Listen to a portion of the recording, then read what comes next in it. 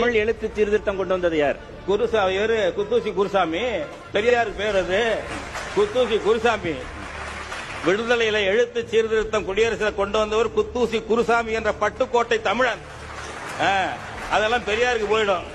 தமிழை எழுதாதே, தமிழை படிக்காதேன்னு சொல்லவரு 67, 68 திமுக ஆட்சியில் தான் ரொம்ப துணிச்சலா சொன்னாரு. உன் வீட்டுல மனைவியிடம் தமிழ்ல பேசாத, உன் வேலைக்காரியிடம் தமிழ்ல பேசாத, இங்கிலீஷ்லயே பேச கற்றுக்கொள், தமிழ் சனியனை விட்டொழி, பொறுத்துக்கங்க என்ன அப்படின்னு சொல்லி ஆணைமுத்தையா தொகுத்த தொகுப்புல பெரியார் சிந்தனைகள் இருக்கு. திருக்குறளை மலம் என்று சொன்னவர், தொல்காப்பியத்தை மலம் என்று சொன்னவர், சிலப்பதிகாரத்தை இழிவுபடுத்தியவர். உணவுகள் இன்னைக்கு மேஜிக்கல் ரியலிசம் இன்னைக்கு சொல்றோம், மாய யதார்த்தவாதம் சொல்லி. கண்ணகியின் மார்பிலே என்ன பாஸ்பரஸ் இருந்ததா என்று கேட்டவர் பெரியார். ஒவ்வொன்னையும் நான் பெரியார் பத்தி பேச நினைச்சேன், நீங்க சொல்றதுனால பேசுறேன். அந்த மாதிரி அடுத்தது தொடர் பாருங்க.